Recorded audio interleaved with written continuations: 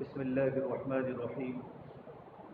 قل هذه سبيلي أدعو إلى الله على بصيرة أنا ومن اتبعني وسبحان الله وما أنا من المشركين.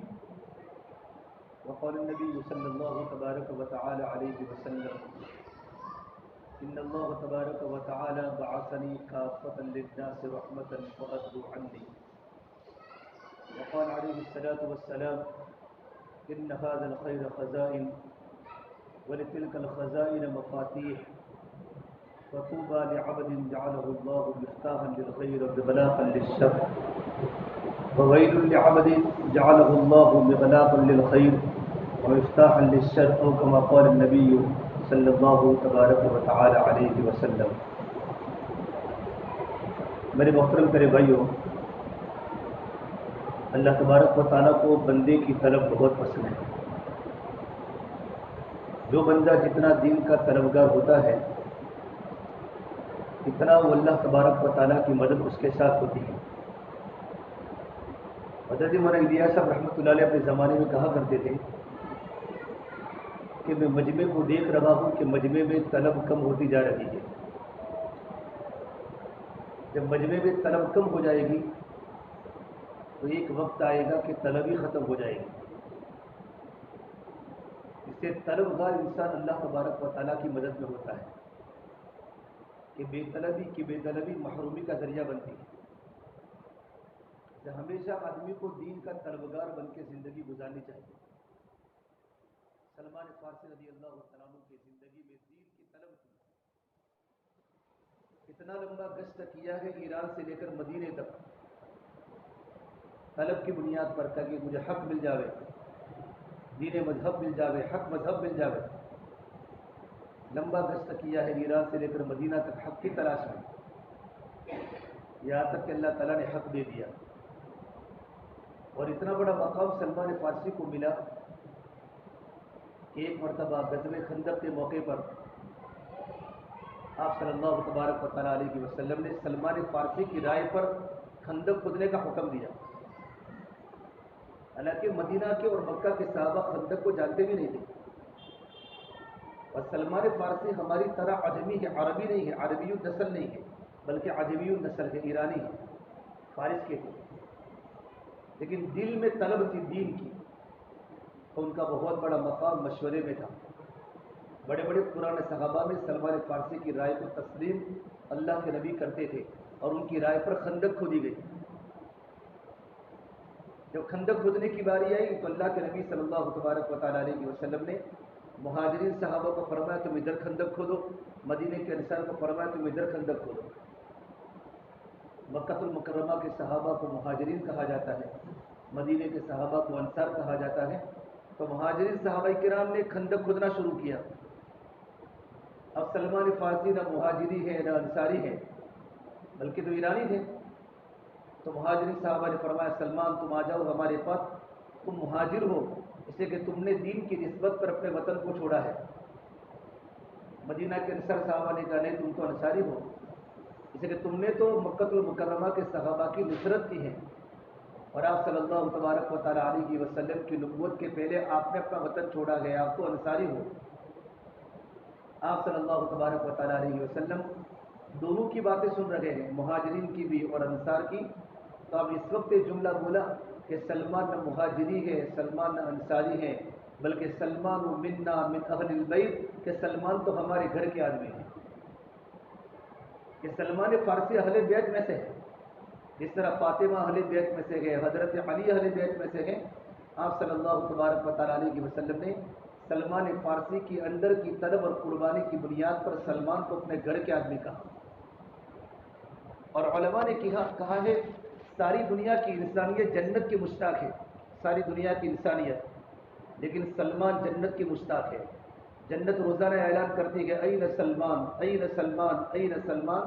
یہ سلمان کے دل میں دین کی طلب تھی، قربانیاں تھی، حق کی طلب تھی، آپ صلی اللہ تبارک و تعالیٰ علیہ وسلم کی اطاعت کا جذبہ تھا. تو سلمان فارسی کو اتنا بڑا مقام اللہ کے نبی کی بارگاہ رسالت میں ملا. تو طلب بہت بڑی چیز ہے اور اللہ تبارک و تعالیٰ کی ترتیب ہے. اللہ تعالیٰ بے طلبوں کو محروم کرتا ہے، طلب والوں کو ہدایت دیتا ہے. واللہ یہدی الیہ من ینیب، جس کے دل میں انابت ہوگی اللہ تبارک و تعالیٰ اس کی رہبری کرے گا، اللہ تعالیٰ اس کو ہدایت دے گا۔ یہاں تک کہ اللہ کے نبی صلی اللہ تبارک و تعالیٰ علیہ وسلم نے بھی اپنی دعاؤں میں اللہ تعالیٰ سے طلب مانگی۔ یہ دعا ہمیں مانگنی چاہیے، اللہم اقبل بقلبی الی دینک، یہ اللہ کے نبی کی دعا ہے کہ اللہ تو میرے دل کو دین کی طرف مائل فرما، یہ اللہ میرے دل کو دین کی طرف مائل فرما۔ جہاں دل جاتا ہے وہاں جسم جاتا ہے، جہاں دل جاتا ہے وہاں قربانی جاتی ہے، جہاں دل جاتا ہے وہاں انسان کی صلاحیت بھی لگتی ہے، انسان کا جان بھی لگتا ہے، انسان کا مال بھی لگتا ہے، اور انسان کی پوری قوت اس جگہ پر لگتی ہے جہاں انسان کا دل چاہتا ہے۔ تو آپ نے اللہ سے دعا فرمائی، اللہم اقبل بقلبی الی دینک، یہ اللہ تو میرے دل کو دین کی طرف مائل فرما۔ اور انبیاء کا دل تو دین کی طرف ہی ہوتا ہے نا، تب بھی اللہ کے نبی نے اللہ تعالیٰ کے سامنے استقامت کی دعا مانگی، یا مقلب القلوب ثبت قلبی الی دینک، اے دلوں کے پلٹنے والے اللہ میرے دل کو دین اور دین کی محنت پر جما دے، میرے دل کو دین اور دین کی محنت پر جما دے۔ اور آپ نے یہ دعا ام سلمہ کے خیمے میں مانگی۔ ام سلمہ آپ صلی اللہ علیہ وسلم کی بیوی ہیں، تہجد کے موقع پر مانگی تو ام سلمہ نے پوچھا، یا رسول اللہ آپ ایسی دعا کیوں مانگتے اللہ تبارک و تعالیٰ کے سامنے استقامت کی، حالانکہ آپ کا مقصد نبوتی دعوت ہے اور اللہ تبارک و تعالیٰ نے آپ کو دعوت کے لیے ہی بھیجا ہے۔ تو آپ صلی اللہ تبارک و تعالیٰ علیہ وسلم رو پڑے اور آپ نے کہا، ام سلمہ دل پلٹ جاتے ہیں، یہ ام سلمہ دل پلٹ جاتے ہیں۔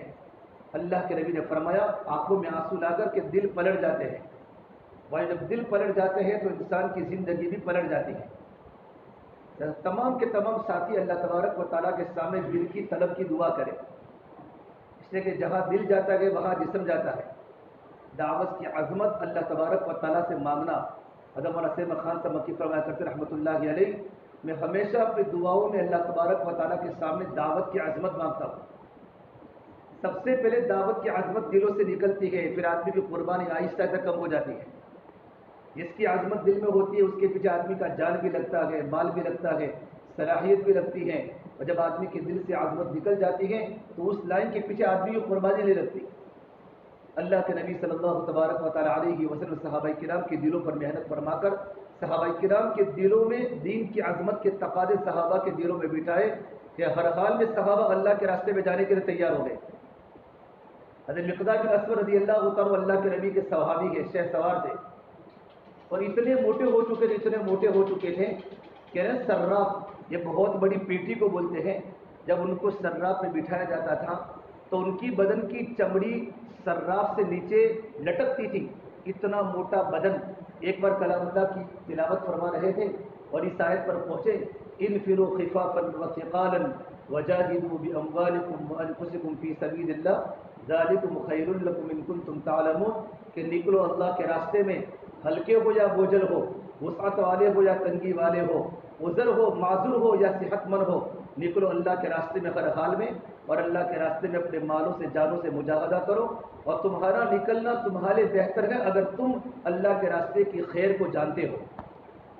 تو فرمائے کلام اللہ کی آیت میری تشکیل کریے، مجھے اللہ کے راستے میں نکلنا ہے، حالانکہ چلنے سے معذور ہے، چلنے کی طاقت نہیں ہے، اتنا موٹا بدن ہو چکا ہے، کہا جہیزونی میری سامان کی تیاری کرو، مجھے اللہ کے راستے میں نکلنا ہے۔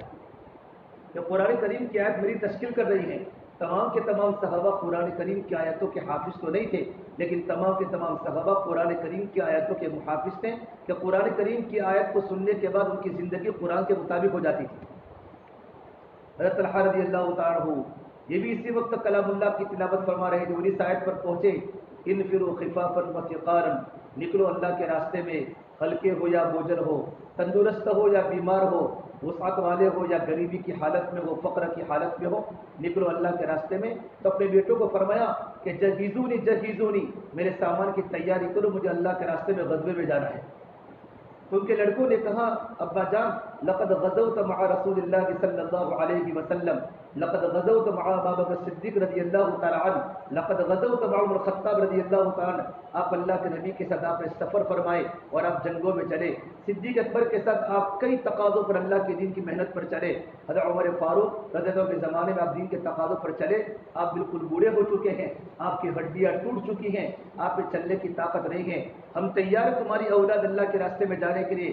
فرمایا نہیں نہیں، یہ قرآن کریم کی آیت میری تشکیل کر رہی ہے کہ نکلو اللہ کے راستے میں، ہلکے ہو یا بوجھل ہو، کہ قرآن کریم کی آیت میری تشکیل کر رہی ہے۔ اور اسی حالت میں اللہ کے راستے میں چلیں، اور سمندر کا سفر تھا اور سمندر کے اندر ہی ان کا انتقال ہو گیا۔ اللہ کے راستے کا سفر سمندر کا ہے، اللہ کے راستے میں جانے کے جذبے کہ قرآن کریم کی آیت میری تشکیل کر رہی ہیں۔ آپ صلی اللہ تبارک و تعالیٰ علیہ وسلم نے صحابہ کے دلوں میں قربانی کا جذبہ اور صحابہ کرام کے دلوں کے اندر اللہ کے دین کے تقاضوں پر جان کو مٹانا اور جان کو لگانا، یہ اللہ کے نبی نے ان کے دلوں کے اندر بٹھایا تھا۔ اور جب سمندر میں انتقال ہوا، صحابہ فرماتے ہم ان کی نعش کو لے کر 7 دن تک چلتے رہے، ایک جزیرہ ہے، جزیرہ آیا تو جزیرے پر جا کر ہم نے ان کو دفن کر دیا، لیکن ان کے نعش میں ذرا برابر بدبو نہیں پھیلی، کہ حضرت طلحہ کی کرامت تھی۔ تو صحابہ ہر حال میں اللہ کے راستے میں نکلتے تھے، ان کے دل میں جذبہ تھا، گھر پر ان کو روکنا پڑتا تھا۔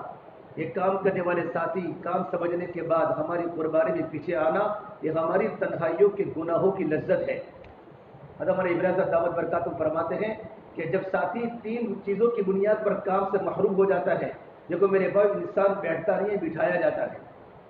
حضرت مولانا یعقوب صاحب سہارنپوری رحمۃ اللہ علیہ نظام الدین میں بار بار قرآن میں فرماتے تھے، ساتھی کام کرتے کرتے بیٹھ جاتا ہے، وہ ساتھی بیٹھتا نہیں ہے، اس کو اللہ تبارک و تعالیٰ بٹھاتے ہیں۔ اس کے کچھ برے اعمال ہوتے ہیں، اس کی زندگی میں کچھ ایسی باتیں ہوتی ہیں کہ آگے جا کر اس کا چلنا اس وقت فتنے کا ذریعہ بنتا ہے، تو اللہ تعالیٰ اس کو کام سے محروم کرتے ہیں۔ اور سب سے بڑے انسان جو کام سے محروم ہوتا ہے نا، کام سے محروم ہونے کی بنیادی وجہ راتوں کی گناہوں کی لذت ہے۔ جب انسان خلوتوں میں، تنہائیوں میں انسان گناہوں کا عادی ہو جاتا ہے اور گناہوں کی لذت اس کے دل میں آنے لگتی ہے، تو اللہ تعالیٰ اس کے دل سے آہستہ آہستہ کام کی لذت کو ختم کر کے، جب گناہ کی لذت جب دل میں آ جاتی ہے تو کام کی عظمت اور کام کی لذت دلوں سے نکل جاتی ہے۔ اللہ میرے اور آپ کی حفاظت فرمائے۔ اس لیے ابو درداء رضی اللہ تعالیٰ نے اپنے شاگردوں کو فرمایا، اے میرے شاگردوں کی جماعت، تم ایسے کوئی کام مت کیا کرو کہ لوگ تم سے نفرت کرنے لگے۔ تو شاگردوں نے کہا ابو درداء، ہم تو کوئی ایسا کام نہیں کیا کرتے کہ لوگ ہم سے نفرت کریں۔ قضا ابو درداء رضی اللہ عنہ نے فرمایا، جب انسان رات کو تنہائی میں، خلوتوں میں، بستروں پر گناہ کرتا ہے، آج تو بڑے گناہوں کے آلات موجود ہیں، گناہوں کے اسباب موجود ہیں، بستروں پر تنہائی میں گناہ کرتا ہے، جب صبح میں اٹھتا ہے تو اللہ تبارک و تعالیٰ بستی کے علماء کے دلوں میں اور بستی کے بڑے بڑے بزرگوں کے دلوں میں اللہ تعالیٰ ان کی محبت کو ختم کر دیتا ہے، ان کی عزت کو دلوں سے نکال دیتا ہے۔ اس سے بھائی اللہ نے کام دیا، کام کی عظمت ہمارے دلوں میں ہو۔ سب سے پہلی بنیادی بات کہ آدمی نیکی کا عادی بنے، گناہوں کا عادی نہ بنے۔ کام کرنے والوں ساتھیوں کی زندگی ہماری ایمانیات اور ہمارے معاملات اور ہماری عبادات، ہماری معاشرت، ہمارے اخلاق نمونے کے طور پر ہو کہ زندگی لوگ ہماری دیکھنے کے لیے آئے۔ یہ تو مسجد جماعت کا عملہ ہے بھائی، تو پہلے سب کے ہم تو ساتھی ہیں، ہماری قربانی کا اثر تمام ساتھیوں پر پڑتا ہے۔ یہ پورا جو مکی حلقہ ہے، مکی حلقہ، یہ پورے مکی حلقے کے 250 ساتھی ہمارے 4 مہینے کے ہیں، یہ ہمارے پورے حلقے کا قریب ہوتا ہے، اور ہماری قربانی کا اثر تمام مجمع پر پڑے گا اور ہماری غفلت کا اثر بھی پورے مجمع پر پڑے گا۔ مولانا عمر صاحب پالم پوری رحمۃ اللہ فرماتے تھے کہ مسجد و جماعت کی مثال تو دل کی طرح ہے، اگر دل میں حرکت ہے تو بدن کے سارے اعضاء میں حرکت ہے، دل میں حرکت ہے تو آنکھوں کا دیکھنا باقی ہے، زبان کا بولنا باقی ہے، ہاتھوں کا پکڑنا باقی ہے، پیروں کا چلنا باقی ہے۔ جس دن دل میں حرکت بند ہو جائے گی، بدن کے سارے اعضاء ہونے کے باوجود اعضاء کا چلنا ختم ہو جائے گا۔ جب تک ہمارے ساتھی کام کرنے والے مسجد و جماعت کے ساتھی اور 4 ماہ کے ساتھی قربانی پر چلتے رہیں گے، ہماری قربانی کا اثر نیچے والوں پر آئے گا اور نیچے والا مجمع چلتا رہے گا۔ بھائیو، ہمیں لوگ ذمہ دار سمجھتے ہیں، یہ تو ہمارے کام کے ذمہ دار ہیں، ہماری مسجد کے مسجد و جماعت کے ساتھی ہیں، ہمارے حلقے کے ذمہ دار ہیں، ہماری مسجد کے ذمہ دار ہیں۔ حضرت مولانا حسین خان صاحب مکی فرمایا کرتے تھے، مجھے سب سے بڑا اس بات کا خطرہ ہے کہ لوگ ہمیں ذمہ دار سمجھتے ہو اور ہم ذمہ داری پر نہ ہو۔ موجوں کی قدر سمندر کی وجہ سے ہے، موجوں کی قدر سمندر کی وجہ سے ہے، اگر سمندر نہ ہو تو موجیں کیچڑ بن جاتی ہیں۔ میری اور آپ کی جو عزت ہے وہ قربانی کی بنیاد پر ہے، اور میری اور آپ کی جو عزت ہے وہ تبلیغ کی بنیاد پر ہے کہ لوگ ہم سے مصافحہ کرتے ہیں، لوگ ہمارا استقبال کرتے ہیں، لوگ اپنے گھروں کے مسائل ہمارے سامنے رکھتے ہیں اور ہم سے مشورہ کرتے ہیں۔ یہ اللہ نے لوگوں کے دلوں میں ہماری محبتیں ڈالی ہیں۔ دعوت کے ذریعے ایک ایسا مؤثر عمل ہے کہ اس کی برکت سے اللہ تبارک و تعالیٰ لوگوں کے قلوب متوجہ کرتے ہیں کہ موجوں کی قدر سمندر کی وجہ سے ہے، اگر سمندر نہ ہو تو موجیں کیچڑ بن جائے گی۔ میری اور آپ کی جو عزت ہے اس کام کی بنیاد پر ہے کہ اللہ نے مجھے اور آپ کو اس کام سے نوازا ہے۔ حضرت عمر فرما کرتے تھے کہ اللہ نے ہمیں جو عزت دی ہے وہ اسلام سے دی ہے اور دین اسلام سے دی ہے۔ جس عمر تو اسلام کو اور اسلام کے شعائر کو تو چھوڑ دے گا، اللہ تجھے دوبارہ ذلیل کرے گا۔ تو ہمیشہ ساتھی کو اپنی قربانی پر نگاہ ہو اور ساتھی کو اپنی زندگی پر نگاہ ہو کہ میں کہاں جا رہا ہوں، کہ وہ ہمارے ہر تقاضے بار بار آتے ہیں، اللہ والوں کا سفر ہوتا ہے، دین کے تقاضے آتے ہیں۔ ایسا نہ ہو کہ میں قربانی میں دن بدن پیچھے جا رہا ہوں، بلکہ میری اور آپ کی قربانی کی سطح دن بدن آگے بڑھ رہی ہو۔ حضرت اللہ صاحب فرما کرتے تھے آج لاکھوں لوگ تبلیغ میں لگے ہوئے ہیں، لاکھوں کا مجمع تبلیغ میں لگا ہوا ہے، اصل میں وہ لگا ہوا ہے جس کو اندر لگی ہوئی ہے۔ اندر لگتی ہے تو گھر کو چھوڑنا آسان ہو جاتا ہے، اندر لگتی ہے تو کاروبار کو چھوڑنا آسان ہو جاتا ہے، اندر لگتی ہے تو بیوی بچوں کو چھوڑنا آسان ہو جاتا ہے۔ اللہ کے نبی صلی اللہ تبارک و تعالی علیہ وسلم کو اندر لگی تھی، آپ کا دل متحرک ہوتا تھا، نطقہ ذکر وصمتہ فکر، آپ کی خاموشی اللہ تبارک و تعالی آپ کی خاموشی امت کے بارے میں درد اور فکر ہوتا تھا، اور آپ کی گویائی اللہ تبارک و تعالی کا ذکر ہوتا تھا۔ آپ ہمیشہ غمگین ہوتے تھے، دائم الفکرہ متواصل احزارہ، آپ کی 24 گھنٹے کی زندگی آپ کی فکر میں ہوتی تھی۔ صحابہ فرماتے ہیں لیست لہ راحت، ہم نے کبھی اللہ کے نبی صلی اللہ تبارک و تعالی علیہ وسلم کو راحت کی حالت میں نہیں دیکھا۔ یہ نبی کی شان ہوتی ہے کہ آدمی ذمہ داری کی بنیاد پر نہیں تھکتا، آدمی ذمہ داری کے احساس پر تھکتا ہے۔ میرے بستی میں اللہ کے دین کا تقاضا مہمان کی شکل میں آیا ہو اور میں اپنے کاروبار کو چمکا رہا ہوں اور میں اپنی دکانوں کو چمکا رہا ہوں۔ دکانوں کو چمکانا، کاروبار کو چمکانا گناہ نہیں ہے، بلکہ عین شریعت کا عمل ہے۔ لیکن میرے بھائی ہمارے کاروبار دعوت کے تابع ہو جائے، ہمارے کاروبار عبادات کے تابع ہو جائے۔ قدم علی ابراہیم صاحب دعوت برکاتہ فرماتے ہیں ہم اپنے آپ کو دعوت کے قبضے کر لو، دعوت کے قبضے ہو جاؤ، ہم دعوت کو اپنے تابع نہ کریں۔ آج گشت ہمارے تابع ہے کہ وقت ملا تو گشت کر لیا، 2 نمازوں کا وقت فارغ ہوا تو کیا ہوا۔ دیکھو وقت کی پابندی اور عمل کی پابندی سے آدمی کی ہوتی ہے تربیت، کہ آدمی عمل کی پابندی وقت کی پابندی کے ساتھ کرے۔ ایک آدمی گشت کا پابند ہے لیکن 2 نمازوں کا وقت فارغ نہیں کرتا، کہ عمل کا تو پابند ہے لیکن وقت کا پابند نہیں ہے۔ عمل کی پابندی وقت کی پابندی کے ساتھ ہوگی تو اللہ تربیت کرے گا۔ تربیت کا مطلب یہ ہوتا ہے ہمیں اللہ تبارک و تعالیٰ کا تعلق ملے گا۔ جب اللہ تعالیٰ کا تعلق مل جاتا ہے تو عبادات میں حلاوت پیدا ہوتی ہے، نماز پڑھنے میں لذت آتی ہے، قرآن کریم کی تلاوت کرتے کرتے آنکھوں میں آنسو بہہ جاتے ہیں اور راتوں کی تنہائیاں پاک ہو جاتی ہیں، اور راتوں کی تنہائی میں اٹھنا اتنا مزہ آتا ہے کہ آدمی سوچ نہیں سکتا۔ تتجافى جنوبهم عن المضاجع يدعون ربهم خوفا وطمعا، کہاں گئے وہ ساتھی کہ جن کے پہلو بستروں سے جدا رہتے تھے اور اپنے اللہ کو پکارتے تھے، کھڑے خوف ڈرتے ہوئے بھی اور اللہ تعالیٰ سے امید کرتے ہوئے بھی۔ ابھی مولانا اسماعیل صاحب گودار صاحب خداوند برکاتہ نے پادلی میں فرمایا کہ کام کرنے والے ساتھیوں کے لیے تو تہجد ضروری ہے، لیکن راتوں کی تنہائی میں اللہ کے سامنے اٹھنا اور عبادات کے اندر حلاوت کا پیدا ہونا اسی وقت پیدا ہوگا جبکہ آدمی کے اندر کا ایمان مضبوط ہوگا، اور ایمان جو مضبوط بنتا ہے وہ دعوت سے بنتا ہے اور اندر کی قربانیوں سے بنتا ہے، اللہ کے تعلق سے اندر کے اندر ایمان کی حلاوت پیدا ہوتی ہے۔ اور اصل میں وہ لگا ہوا ہے جس کو اندر لگی ہوئی ہو۔ اللہ کے نبی صلی اللہ تبارک و تعالی علیہ وسلم کو اندر لگی تھی، آپ کے دل میں دین کے مٹنے کا درد تھا۔ بھائی 4 مہینے والے کو داعی نہیں بولتے اور سال والے کو داعی نہیں بولتے، اور دعوت ایک بے چینی کا نام ہے۔ داعی تو اس کو بولتے جو دین کے نقصان کو برداشت نہ کر سکے۔ یہ صدیق اکبر کا جملہ ہے، اجنقص الدین وانا حی، کہ کہ دین میں کمی ہو اور صدیق اکبر زندہ ہو، یہ بات نہیں ہو سکتی اگر مدینہ منورہ میں دین ختم ہو چکا۔ ازواج مطہرات کی لاشیں مدینے کی بھیڑیے کھا سکتے ہیں، اور صدیق اکبر اللہ کے راستے میں لڑتے لڑتے شہید ہو سکتا ہے، لیکن کسی ساتھی نے ایک زکوٰۃ کی رسی دینے کا انکار کر دیا، میں اسے قتال کرتا رہوں گا، اس سے لڑتا رہوں گا یہاں تک کہ ابو بکر کی جان چلی جائے، دین میں کمی ہو اور ابو بکر زندہ نہیں رہ سکتا۔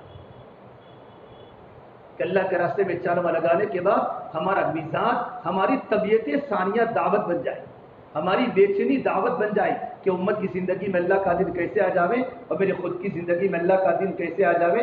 داعی کی دعوت خود اس کی ذات کے لیے ہے، کبھی بھی دوسروں کی اصلاح کا جذبہ اپنی ذات کو کبھی نہ بلا دے۔ یہ کام کرتے کرتے اپنی زندگیوں کو دیکھ رہا ہے کہ میری زندگی میں میری ایمان کی سطح کہاں ہے، میرے اعمال کی سطح کہاں ہے۔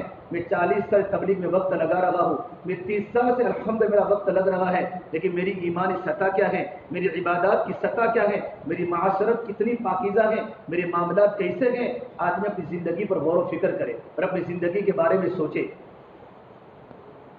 اللہ کے نبی صلی اللہ تبارک و تعالی علیہ وسلم کے دل میں دین کے مٹنے کا درد تھا کہ قرآن کریم میں میرے اللہ نے کہا فلا تذهب نفسك عليهم حسرا، اے نبی تیرے آنسو ہمیں دیکھے نہیں جاتے، اے نبی تیرا تڑپنا ہمیں دیکھا نہیں جاتا۔ نبی جی کہیں پچھتا پچھتا کر اپنی جان کو تو کبھی ہلاکت میں نہ ڈال دے۔ لعلك باخع نفسك الا يكونوا مؤمنين لست عليهم بوكيل لست عليهم بمسيطر، کہ اللہ نے قرآن کریم میں 121 آیات نازل فرمائی ہیں اللہ کے نبی کو تسلی دینے کے لیے۔ وَلَقَدْ نَعْلَمُ أَنَّكَ يَضِيقُ صَدْرُكَ بِمَا يَقُولُونَ فَسَبِّحْ بِحَمْدِ رَبِّكَ وَكُن مِّنَ السَّاجِدِينَ۔ یہ نبی جی ہم جانتے ہیں آپ کا سینہ تنگ ہو رہا ہے، آپ ملاقاتوں میں نکلتے تھے اور آپ اللہ کے بندوں کو اللہ سے جڑنے میں نکلتے تھے، لوگ آپ کی مذاق کرتے تھے، تالیاں بجاتے تھے، اللہ نبی کو تسلی دے رہا ہے وَلَقَدْ نَعْلَمُ أَنَّكَ يَضِيقُ صَدْرُكَ بِمَا يَقُولُونَ۔ اس کا علاج اللہ نے بتایا فَسَبِّحْ بِحَمْدِ رَبِّكَ وَكُن مِّنَ السَّاجِدِينَ۔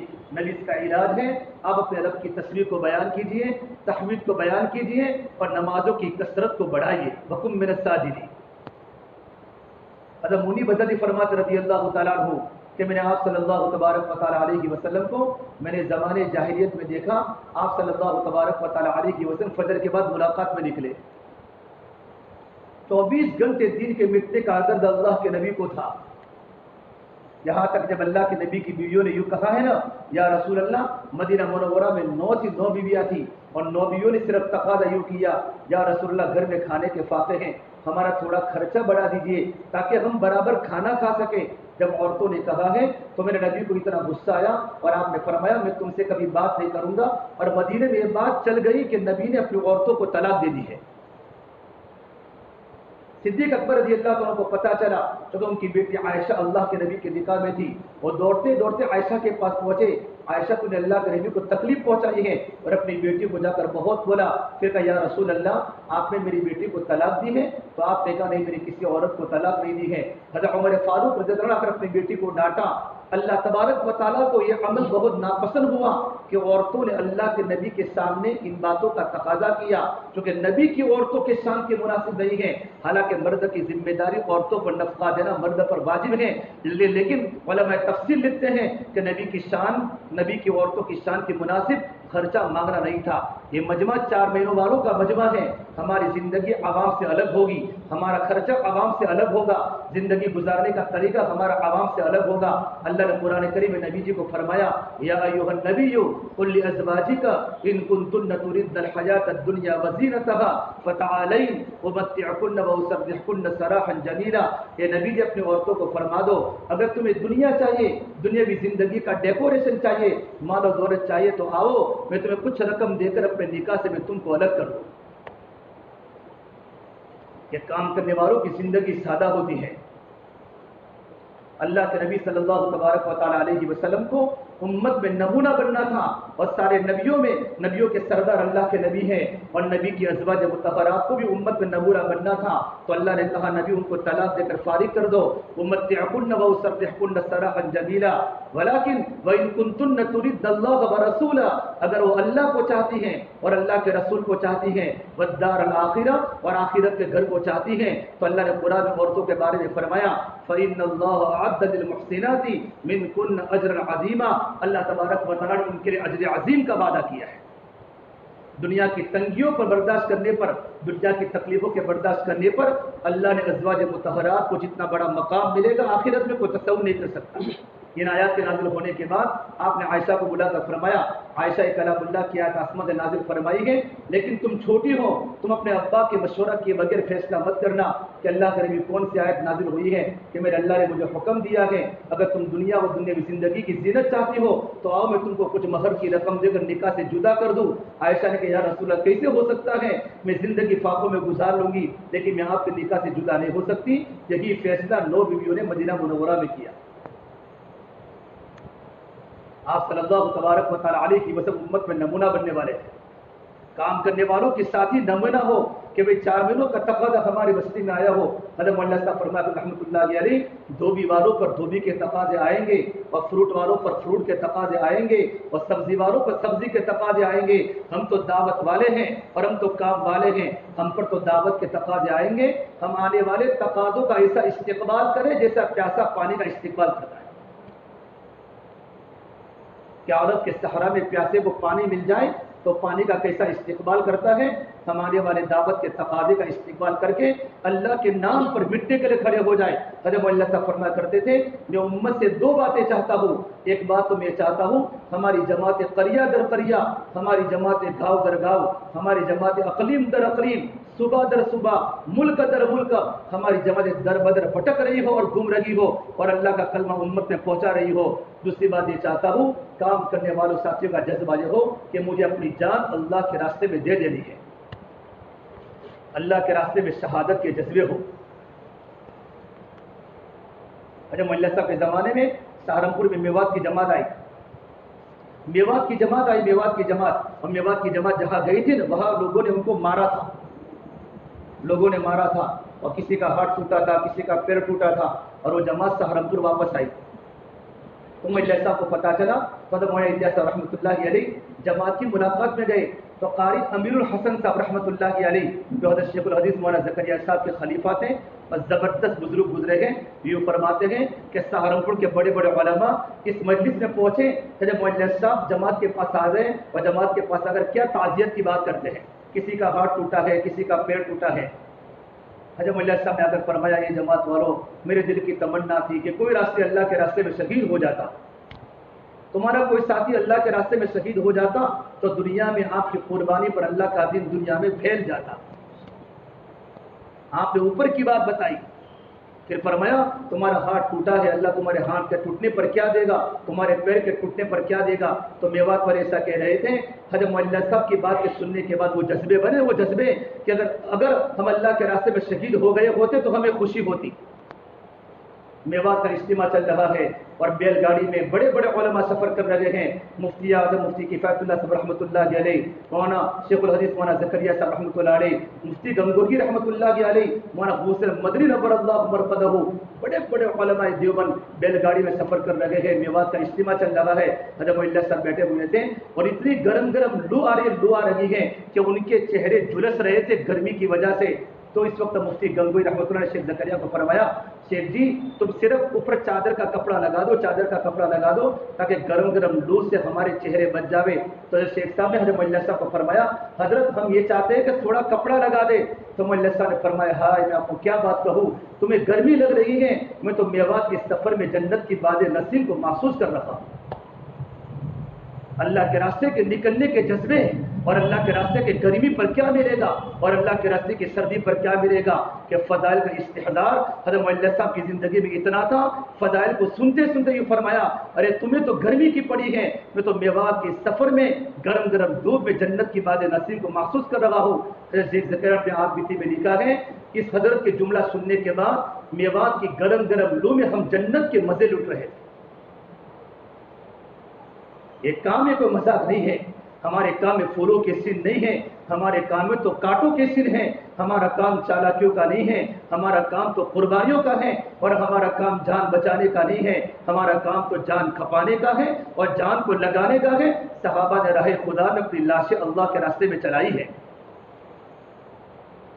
جب منی بدل فرماتے رضی اللہ تعالیٰ عنہ کہ میں نے اللہ کے نبی صلی اللہ تبارک و تعالیٰ علیہ وسلم کو میں نے زمانے جاہلیت میں دیکھا، آپ فجر کی نماز کے بعد ملاقاتوں میں نکلے ہیں، اللہ کے نبی ایک انسان کو دیکھا، آپ وہاں بات فرماتے ہیں اور اس نے اللہ کے نبی کے چہرے پر تھوکا، فَمِنْهُمْ مَنْ تَفَلَ فِي وَجْهِهِ،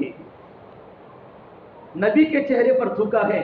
قرآن میں اللہ نے نبی کے چہرے کی قسم کھائی ہے، وَالضُّحَىٰ، تیرے روشن چہرے کی قسم، وَاللَّيْلِ إِذَا سَجَىٰ، تیری سیاہ زلفوں کی قسم، مَا وَدَّعَكَ رَبُّكَ وَمَا قَلَىٰ، نبی تیرا رب تجھے کیسے چھوڑ سکتا ہے، وَلَلْآخِرَةُ خَيْرٌ لَكَ مِنَ الْأُولَىٰ، آخرت دنیا سے بہتر ہے، وَلَسَوْفَ يُعْطِيكَ رَبُّكَ فَتَرْضَىٰ، اے میرے محبوب اللہ تیری قربانیوں پر، تیری عبادات پر اللہ آپ کو اتنا دینے والا ہے کہ نبی جی آپ راضی ہو جائیں گے۔ جو اللہ قرآن میں نبی کے چہرے کی قسم اٹھاتا ہو، اس نبی کے چہرے پر لوگوں نے تھوکا ہے۔ دعوت کی ابتدا گراوٹ ہے، دعوت کی انتہا اکرام ہے۔ حضرت فرماتے تھے دعوت کی ابتدا ناگواریوں سے ہوگی اور دعوت کی انتہا کامیابی سے ہوگی۔ ہمیں تو پٹنا پڑے گا، ہمیں تو پسنا پڑے گا۔ ہمارے اسلاف، ہم نے بزرگوں کی افطاری دیکھی ہے، ہم نے بزرگوں کی سحری نہیں دیکھی، ہم نے بزرگوں کی گاڑیوں کا سفر دیکھا ہے اور ہم نے بزرگوں کے ناشتے دیکھے ہیں، ہم نے ان کی ابتدائی زندگیاں نہیں دیکھی۔ چلتے چلتے بمبئی سے کلکتہ پہنچے ہیں اور کلکتہ سے حیدرآباد پہنچے ہیں اور حیدرآباد سے کل چلتے چلتے گجرات پہنچے ہیں۔ ہماری یہ صوبہ ٹیکسی والے رحمۃ اللہ علیہ، فضل کریم بھائی رحمۃ اللہ علیہ، آپ ان کی سوانح پڑھو، آپ ان کی زندگیاں پڑھو، مولانا عیسیٰ صاحب مڈاروی رحمۃ اللہ علیہ، ان اکابر نے کتنے مجاہدوں کے ساتھ زندگی گزاری، لوگوں نے ڈھیرے مارے، میرے بھائیو کانٹوں کا استقبال پھولوں سے کیا ہے، کبھی کسی کی شکایت نہیں کی۔ حضرت فرماتے تھے لوگوں سے کہوں گے شکایت ہو جائے گی، اللہ سے کہوں گے دعا ہو جائے گی۔ ہمارے کام میں اپنے آپ کو بٹانا ہے۔ دعوت کا کام شوق کا کام نہیں ہے، ہمارا کام شوق کا نہیں ہے، ہمارا کام تو ڈر کا ہے۔ شوق میں آزادی ہے، ڈر میں پابندی ہے۔ ہم تو پابند بن کے چلے، ہم تو پابند بن کے چلے، ہمارے کام میں کرسیاں نہیں ہیں، ہمارے کام میں بیانات مقصود ہے، مطلوب نہیں ہے۔ ہمارے کام میں تو عمومی اعمال ہیں کہ اللہ کے راستے میں چلتے رہو، 2.5 گھنٹے لگاتے رہو، گھر گھر کے چکر کاٹتے رہو۔ یہ بنیادی اعمال ہیں جن سے ہماری، میری اور آپ کی تربیت ہوتی ہے۔ یہ بنیادی اعمال۔ حضرت مولانا صاحب رحمۃ اللہ علیہ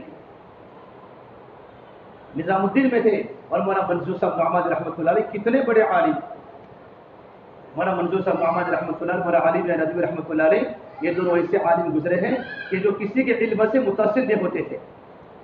تو مولانا منظور صاحب رحمانی رحمۃ اللہ علیہ نظام الدین میں مولانا صاحب کو ملنے تشریف لائے، مولانا سجاد صاحب کے والد محترم۔ تو جب مولانا صاحب کے پاس پہنچے تو گش کا دن تھا، گش کا دن تھا، چند میواتی بوڑھے بیٹھے تھے۔ مولانا صاحب نے فرمایا مولانا منظور گش کا دن ہے، چلو پھر دونوں گش میں چلتے ہیں۔ مولانا منظور صاحب رحمانی نے اپنی کتاب میں لکھا ہے میں حضرت کے ساتھ گش میں چلا، میں چلتا رہا، حضرت کسی کی ملاقات کرتے تو کوئی بات سنتا، کوئی بات نہ سنتا، کوئی گالی بولتا، کوئی جوتا یوں کر کے سامنے کھڑا کرتا۔ اتنی بیتوکی ذلت میں نے گشتے میں دیکھی ہے، یہاں تک حضرت گشت کرتے کرتے کرتے مینا بازار پہنچ گئے۔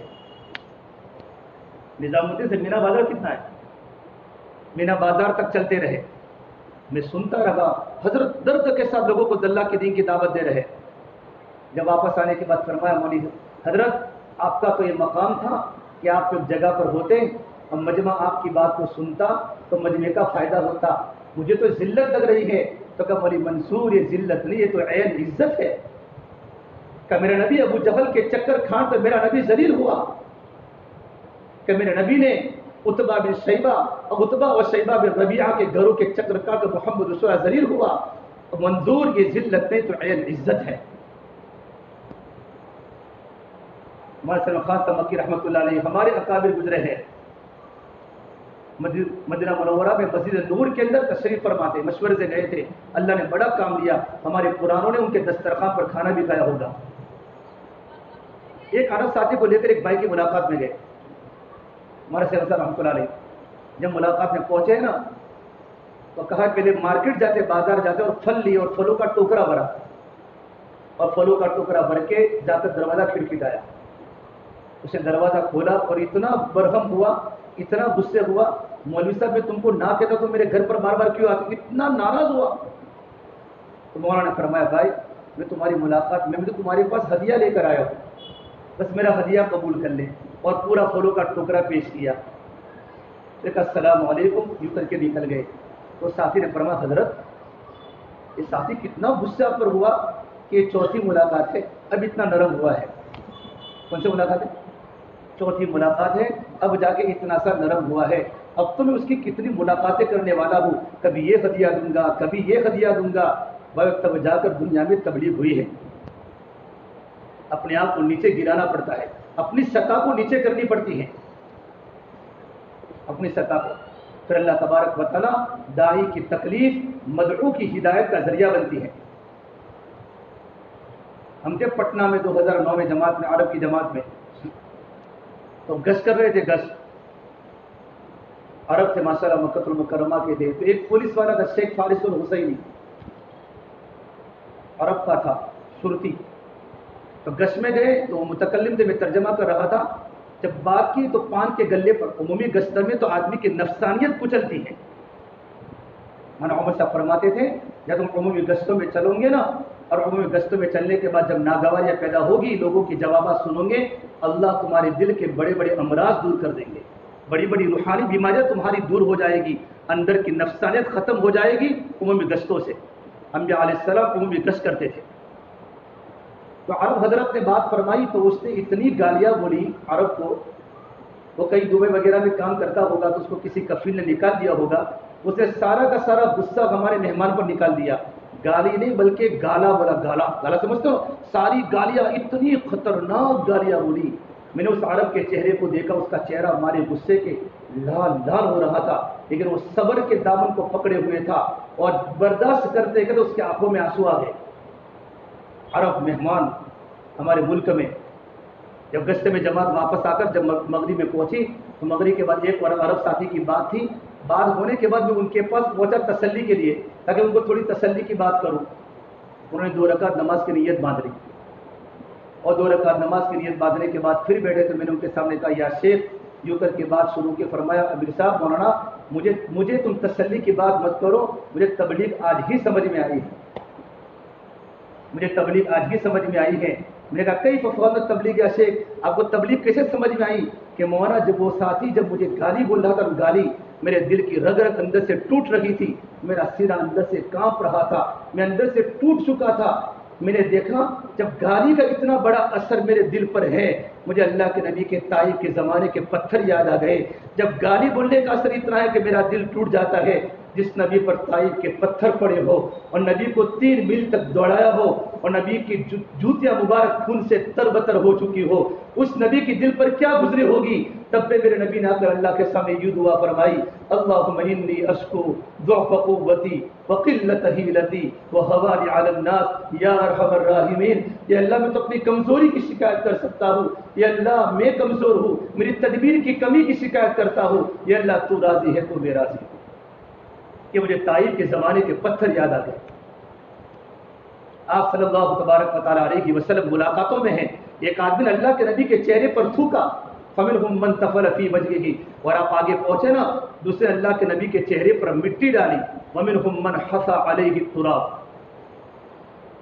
تھوڑے آپ آگے نکلے ملاقاتوں میں تو ایک نے اللہ کے نبی کو گالی بولی، ومنہم من سبہ حتی انتصف النہار، یہاں تک کہ سورج سر پر آ چکا۔ فجر کے بعد کی ملاقاتوں میں نکلتے نکلتے محمد الرسول اللہ ہے صلی اللہ علیہ وسلم ہے، اللہ کے لاڈلے نبی ہیں، امت کے دردوں کو لے کر اللہ نے دنیا میں بھیجے ہیں۔ دوپہر کا وقت ہو چکا اور سر پر سورج آ چکا ہے اور آپ گھر پر واپس ہوئے، کسی نے آپ کی دعوت کو قبول نہیں کیا اور کسی نے آپ کا اکرام نہیں کیا اور کسی نے آپ کو بکری کا دودھ پلانا، اونٹنی کا دودھ پلایا، چاروں طرف سے دھکے پڑے ہیں، کسی حالت میں گھر پر آئے ہیں، آپ کے چہرے پر تھوک بھی ہیں اور آپ کے چہرے پر درد و غبار ہے اور گالیاں سن سن کے آپ کا دل ٹوٹ چکا ہے۔ آپ کی چھوٹی بیٹی نے اپنے ابا کو دیکھا کہ میرے ابا کے چہرے پر تھوک ہے، فاقبلت جاریۃ بعصم من ماء، پیالے میں پانی کو لے کر حاضر خدمت ہوئی اور کہا میرے ابا آپ کو کیا ہو رہا ہے؟ تو بیٹی کے آنکھوں کے آنسو دیکھ کر اللہ کے نبی کا پیمانہ چھلک اٹھا کہ بیٹا فاطمہ، بیٹا زینب تم مت رو، لا تخشى على ابی غیرۃ، اے میری پیاری بیٹی زینب تم مت رو، اللہ تیرے ابا کے آسمانوں پر حفاظت کر رہا ہے۔ یا صلی اللہ تبارک و تعالی علیہ وسلم کی زندگیاں تھی، آپ نے امت کو اکیلا نہیں چھوڑا ہے، آپ نے خود قربانی دے کر امت کو قربانی پر کھڑا کیا ہے، اور آپ نے دنیا سے جاتے وقت فرمایا میری امت لا تسود وجہی یوم القیامہ، میرے چہرے کو کل قیامت کے میدان میں، ترجمہ ہوتا ہے کالا مت کرنا، مطلب یہ ہے میرے چہرے کو دوسرے نبیوں کی امتوں کے سامنے نیچے مت گرانا، میں سب کچھ قربان کر کے دنیا سے جا رہا ہوں۔ میرے نبی نے اپنا سارا غم اس امت میں منتقل کیا ہے۔ دنیا میں جماعتیں خوب گم رہی ہیں، جسے مجلس صاحب فرماتے تھے دین میں محنت کرو ہڈیوں کو پگھلانے والی، اور راتوں کو دعا کرو اللہ کے سامنے تڑپانے والی، پر ہم نے محنت کمی کر لی، عمل کی جگہ لے لی باتوں نے، محنت کی جگہ لے لی مذاکروں نے، کہ محنت کی جگہ باری آئی فجر کے بعد کی، جس طرح ایک عوام سوتا ہے میں سونے کا عادی بن چکا، جائے ہمارا پڑوسی سوتا ہے میں فجر کے بعد سونے کا عادی بن چکا، ارے میرے تو 4 ماہ لگے ہوئے ہیں میں فجر کے بعد سو نہیں سکتا، میں تو فجر کی نماز کے بعد کا وقت اللہ کے ذکر کا ہے، اللہ کے تعلق کا ہے، میں اشراق کی نماز کے پڑھنے کے بعد میں تو گھر گھر کی ملاقاتوں میں نکلوں گا، لوگ ملے نہ ملے میرا کام ہے اللہ کے بندوں کو اللہ کے دین کی دعوت پہنچانا، میں تو اس سے نکلتا ہوں تاکہ میری تربیت ہو۔ کہ جب وہ کیسی جماعتیں بنتی ہیں، ہمارے مجمع کو قربانی پر اٹھنا ہوگا۔ حضرت عمر رضی اللہ تعالیٰ بیٹھے ہوئے ہیں، حضرت عمر کی خدمت میں پرانے صحابہ بیٹھے ہیں، حضرت بلال حبشی ہے، سلمان فارسی ہیں اور صہیب رومی بیٹھے ہوئے ہیں، اور اچانک ابو سفیان آئے، اسلام نیا نیا قبول کیا۔ ابو سفیان عرب کے سردار تھے، اسلام بعد میں قبول کیا۔ سہیل بن عمر آئے، اقربا بن ابی جہل آئے، تو آپ پہلے وہ تینوں بیٹھے ہوئے تھے، تینوں کے چاروں حضرت عمر کے پاس، پھر پرانے صحابہ آنا شروع ہوئے، بلال آئے تو آپ نے ان کو پیچھے کیا، اتنا پیچھے کیا کہ ان کو جوتوں پر چپلوں پر بیٹھنے کی جگہ ملی۔ کون؟ عرب کے سردار ابو سفیان کو، اقربا بن ابی جہل کو، سہیل بن عمر کو، ان کو جگہ وہاں ملی۔ اس وقت ابو سفیان نے فرمایا دیکھا سہیل ہماری ذلت، یہ دیکھو فقیر تھے بلال اور ان کو حضرت عمر آگے بٹھا رہے، ان کو جگہ دے رہے۔ تو سہیل بن عمر بڑے سمجھدار صحابی گزرے ہیں، فرمایا ابو سفیان کسی کو ملامت مت کرو، ملامت اپنی ذات کو کرو، ولا تلوموا انفسکم، اپنی ذاتوں کو ملامت کرو۔ ان کو بھی دعوت دی گئی، ہم کو بھی دعوت دی گئی، ان کے سامنے نبی کے پروگرام ہوئے، انہوں نے دعوت کو قبول کیا، اپنے بیوی بچوں کو چھوڑ کر اللہ کے راستے میں جاتے رہے، لیکن ہم اپنے عہدوں پر فائز رہے، اور ہمارے عہدوں نے، ہماری کرسیوں نے دعوت قبول کرنے سے روکا ہے۔ یہ پرانے صحابہ حضرت عمر کے پاس سے چلے گئے تو حضرت عمر کی خدمت میں آئے، اب المومنین آج آپ نے ہمارے ساتھ جو کیا ہم نے اپنے آنکھوں سے دیکھ لیا ہے، لیکن ہم کیا کریں؟ کم از کم یہ دنیا میں تو ہم سے آگے بڑھ چکے، لیکن آخرت میں تو کم از کم ان کے ساتھ ہو جاوے، اس کے لیے کون سا وظیفہ کون سا عمل ہے؟ حضرت عمر نے فرمایا الی الشام، ملک شام چلے جاؤ، اللہ کے راستے کی محنت ہو رہی ہے، اللہ کے راستے کا جہاد ہو رہا ہے، اللہ کے راستے میں نکل جاؤ۔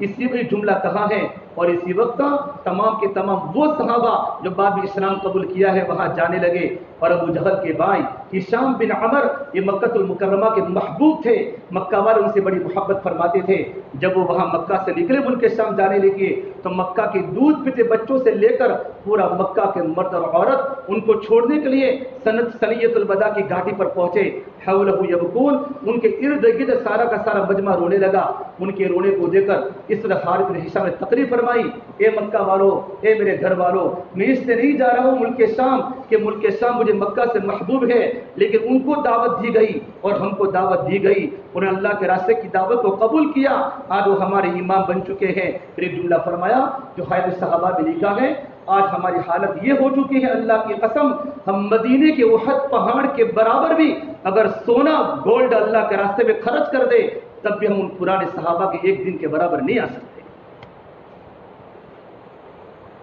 یہ کام کرنے والوں کی کہ بدرین کا نام لے کر پانی پڑو تمہیں شفا ہو جاوے گی، کہ بدر والوں نے میرے بھائی اس وقت قربانی دی ہے۔ ہمارا کام قربانیوں کا ہے، ہمارا مجمع قربانی پر آوے. اس سے جب مدینے کے انصار صحابہ اللہ کے نبی کی خدمت میں آئے. انصار صحابہ ان کے کھجور ان کو اللہ کے دین کا کام کرتے کرتے, اللہ کے نبی کا دین کا کام کا تعاون کرتے کرتے ان کے گھر اجڑ چکے تھے. حضور کی خدمت میں آئے. کون؟ سعد بن عبادہ, سعد بن معاذ, عباد بن بشر, زرار بن ازور. یہ مدینے کے پرانے صحابہ ہیں کہ یا رسول اللہ 6 مہینے کی ہمیں چھٹی دے دو, کچھ مدت کی. ہم 6 مہینہ اپنی کھیتیوں کو ٹھیک کر لے, اپنے باغات کو ٹھیک کر لے, مقامی محنت کریں گے. اللہ کے راستے میں صرف نہ نکلنے کی 6 مہینے کی چھٹی مانگی. مولانا محمد یوسف رحمۃ اللہ علیہ فضائل الصحابہ میں 6 مہینے لکھے ہیں کہ 6 مہینوں کی خروج کی چھٹی مانگی کہ ہم 6 مہینہ نہیں جائیں گے. میرا نبی خاموش رہے, جواب نہیں دیا. اللہ نے اسی وقت کلام اللہ کی آیت نازل فرمائی, وَأَنفِقُوا فِي سَبِيلِ اللَّهِ وَلَا تُلْقُوا بِأَيْدِيكُمْ إِلَى التَّهْلُكَةِ وَأَحْسِنُوا إِنَّ اللَّهَ يُحِبُّ الْمُحْسِنِينَ. اللہ کے راستے میں جان کو خرچ کرتے رہو, مال کو خرچ کرتے رہو, قربانی کو چھوڑ کر اپنے آپ کو ہلاکت میں مت ڈالو. دین کا کام اچھی طرح کیا کرو. اللہ تعالیٰ دین کا کام اچھی طرح کرنے والوں کو پسند فرماتے ہیں. یہ آیت نازل فرمائی. مدینہ کے صحابہ فرماتے ہیں ہم گھر پر پہنچ گئے اور موت تک اس بات پر ہم روتے تھے کہ ہم نے اللہ کے نبی کے پاس جا کر خروج کی چھٹی کیوں مانگی. ہم موت تک اللہ کے دین کا کام کرتے رہیں گے. پھر کچھ مدت کے بعد صحابہ چلتے رہے, چلتے ناگواریوں میں چلتے رہے. کھیتی ٹوٹ چکی تھی, باغات ختم ہو چکے تھے, اسباب ٹوٹ چکے تھے. پھر حضور کی خدمت میں آئے صحابہ کہ چلو حضور کے پاس جا کر برکت کی دعا کرا دیں. برکت کی دعا عشاء کی نماز کے بعد میرے آقا مسجد نبوی میں ہے. پورے صحابہ کا مجمع آیا. آپ نے ان کے چہروں کو دیکھ کر آپ نے فرمایا مرحبا مرحبا, آؤ آؤ, آج تم جو مانگو گے تم کو ملے گا. اور میں میرے اللہ سے میں جو مانگوں گا اللہ تمہاری تمنا میری دعا کے ذریعے اللہ پاک پوری کرے گا. آپ تمہیں قربانیوں کے بعد پھر مدد ہیں. ایک دور ہوتا ہے قربانیوں کا, ایک دور ہوتا ہے مدد ہوگا. جب قربانیوں کا دور ختم ہو جاتا ہے پھر اللہ کی مدد شروع ہو جاتی ہے. اب صحابہ نے کہا کیا مانگے, کیوں آئے تھے بھائی؟ برکت کی دعا کرانے آئے تھے نا. تو عباد بن بشر نے کہا انصار کے سردار کو, ارے دنیا تو فانی ہے, برکت کی دعا کروں گے دنیا بڑھے گی, لیکن دنیا تو فانی ہے. ہم اپنی آخرت مانگ لیں کہ اللہ تعالیٰ ہماری مغفرت کر دے. کہ یا رسول اللہ آئے تھے کسی اور ارادے سے لیکن ارادہ بدل دیا ہے. آئے تھے دنیا کی برکت کی دعا کے لیے لیکن ہم نے دنیا کو بالکل دلوں سے نکال دیا ہے. یا رسول اللہ آپ ہماری مغفرت کی دعا کیجئے, اللہ ہماری مغفرت فرما دے. میرے نبی اتنے خوش ہوئے اور آپ ممبر پر چڑھ کر فرمایا اللہم اغفر للانصار, یا اللہ تو انصار کی مغفرت فرما, انصار کے بیٹوں کی مغفرت فرما, انصار کے پوتوں کی مغفرت فرما, انصار کے پڑوسیوں کی مغفرت فرما, وازواج الانصار, انصار کی بیویوں کی اللہ تو مغفرت فرما. جو انصار سے محبت کرے اور انصار والا کام کرے ان کی بھی مغفرت فرما. اپنی نسلوں کو کامیاب بنا کر وہاں سے نکل گئے. اس سے میرے بھائیوں کہ ہمارے ساتھیوں کے جڑنے کا مقصد کوئی تقریر نہیں ہوتی ہے. ابھی 15 اگست کو ہمارے بزرگوں کا سفر ہے. آج پہلا اجتماع ولساڑ میں چل رہا ہے. میرے بھائیوں ہر جگہ پر جماعتوں کی شکلیں بن چکی ہیں.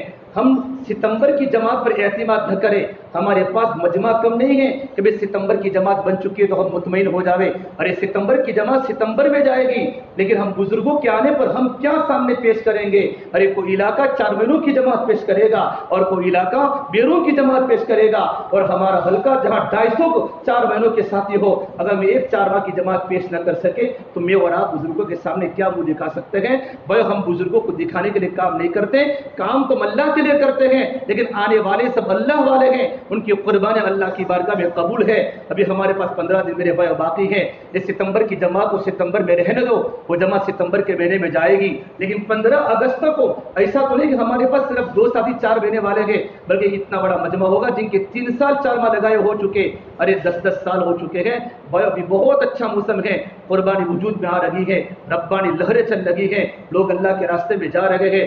ابھی تک 201 جماعت 1 مہینے کے پہلے کی کارگزاری گجرات کی 4 ماہ کی جماعت اللہ کے راستے میں چلی و چل لگی ہے اور ابھی کتنی جماعتیں بنی اور بن رہی ہیں. بھائی آپ سے گزارش ہے کہ ہمارا پورا پرانوں کا مجمع ہے. میرے بھائیوں اللہ کی ذات پر یقین کرتے ہوئے اور اللہ کے نبی کی قربانی کو سامنے رکھتے ہوئے اپنے آپ کو کھڑا کرو گے. میرے مولانا ابراہیم صاحب نے فرمایا اللہ کے بندو, اللہ کے نبی نے فرمایا دین کی محنت کیا کرو اور دین کی قربانی دیا کرو کہ دین کی محنت جنت کے دروازوں میں ایک دروازہ ہے فإنها باب من ابواب الجنہ، دین کی محنت کی برکت سے، قربانیوں کی برکت سے اللہ تمہارے غم کو ہلکا کر دے گا، اللہ تمہاری پریشانیوں کو ختم کر دے گا۔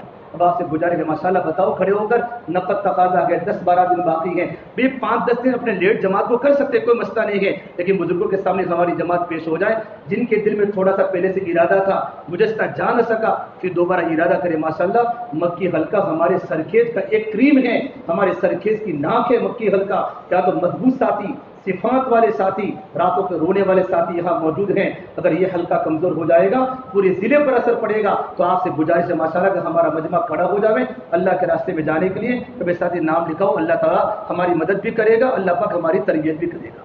اپنے ارادوں کو ظاہر کرے ساتھی۔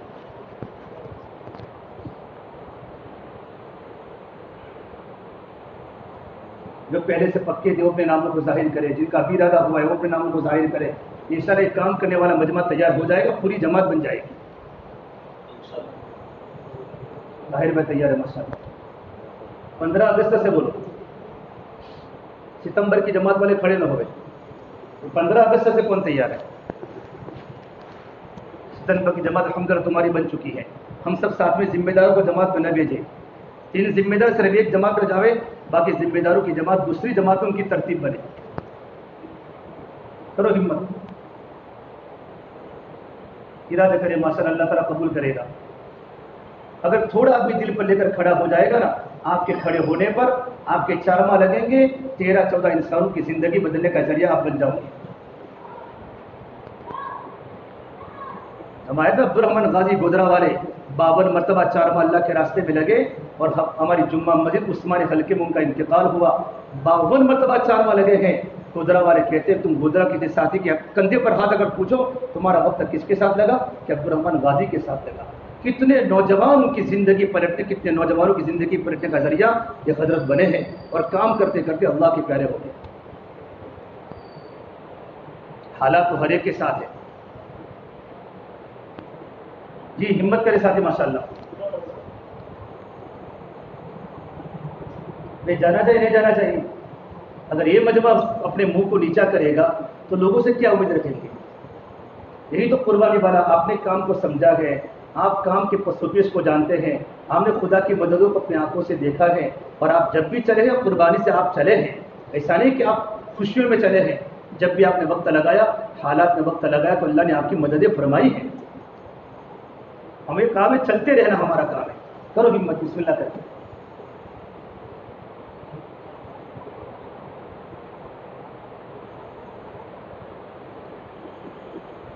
2015 کے 2016 کے بعد کس کے 4 ماہ لگے؟ 16 کے بعد آپ کے لگے، 16 کے بعد آپ کے لگے، 16 کے بعد۔ باقی مجمع 16 کے پہلے کا ہے، آپ کے 16 کے بعد لگے ماشاءاللہ۔ اکثر مجمع کا وقت ہو چکا ہے بالکل 4 مہینوں کا، 5-5 سال ہو گئے، 6-6 سال ہو گئے، 7-7 سال ہو گئے۔ گھبراؤ مت، یہ راستہ گھبرانے کا نہیں ہے، یہ تو ہمتوں کا راستہ ہے۔ گھبراؤ نہیں، اللہ کی ذات پر یقین کرتے ہوئے بسم اللہ کر کے کھڑے ہو جاؤ، اللہ مددیں کرے گا۔ جی بسم اللہ کرو، چچا کھڑے ہو جاؤ، دل میں ارادہ ہے کھڑے ہو جاؤ، اللہ تعالیٰ کھڑا کرے، اللہ قبول کرے۔ آپ کا بڑھاپا اللہ کے راستے میں قبول ہوگا، اللہ تعالیٰ کی مدد آئے گی ماشاءاللہ، اللہ قبول کرے۔ جی اور بولو، جو چہرے مانوس وہ کھڑے ہو جاؤ، جو بار بار مشورے میں دکھ رہے ہیں، مسئلہ قربانی کے ساتھ آ رہے ہیں۔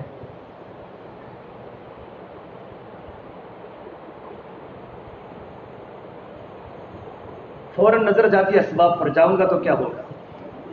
اللہ ہمارے کام میں پہلے عزم ہے پھر نظم ہے۔ اللہ کی ذات پر یقین کر کے بسم اللہ کر کے کھڑے ہو جاؤ، پھر اسباب اللہ تعالیٰ آسان کرے گا، پھر مشورے کرو، جو بھی کرو، صدقہ کرو، سب کرو، لیکن پہلے اللہ پر بھروسہ کرتے ہوئے کھڑے ہو جاؤ۔ جی بسم اللہ کرو۔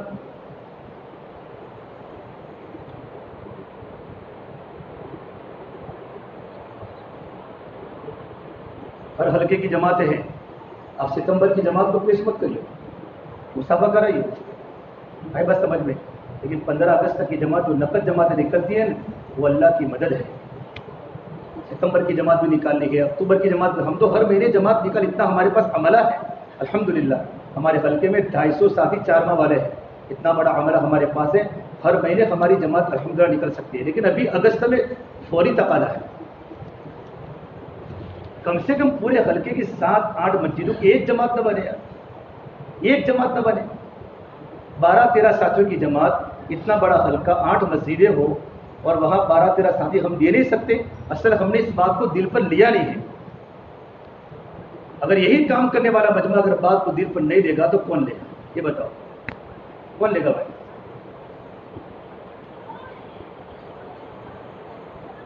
حسین بھائی بڑی ہمت انشاءاللہ. اپنے بھی مسجدوں میں تشکیلیں ہوئی ہے, ہم دوسروں کی تشکیلیں کریں گے تو ہماری کون کرے گا؟ پھر یہ مثال بنتا ہے, ہم دوسروں کی کریں, دوسرے تیسروں کی کریں. ہماری ہر 3 سال پر تو ہمارے 4 ماہ لگے. ہمارے بڑے چاہتے ہیں کہ ہر سال ایک ایسا مجمع ہو جو ہر سال 4 ماہ پر آوے. اگر وہ نہیں, کم سے کم ہم ہر 3 سال میں لگا کرو بھائی. اذان کا وقت بھی ہو چکا ہے. اچھا ابھی جماعت دینی ہے, یہ بتاؤ 15 اگست تک کو 4 ماہ کی جماعت دینی ہے, اور بولو تو صحیح انشاءاللہ. تو کیسے دیں گے؟